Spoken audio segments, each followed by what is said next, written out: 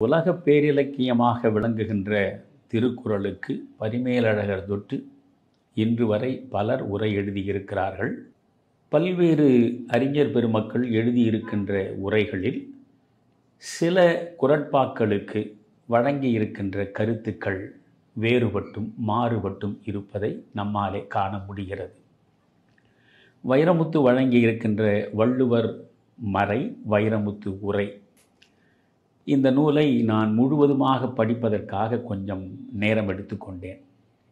முழுவதுமாக படித்தேன். எனக்கு ஒன்று புரியவில்லை. தொல்காப்பியத்திற்கு உரை எழுத வேண்டும் என்று வ.உ.சி. நினைத்தார். எழுதுகிற பொழுதே அவருக்கு இவ்வளவு பெரிய தொல்காப்பிய படைப்புக்கு உரை எழுதக்கூடிய அளவுக்கு நமக்கு தகுதி இருக்கிறதா என்ற அச்ச உணர்வு அவரை அலைக்கழித்து கொண்டே இருந்தது. அந்த நேரத்தில் தான் அவருடைய கையில் இளம்பூரணருடைய உரை முழுவதுமாக கிடைக்கிறது.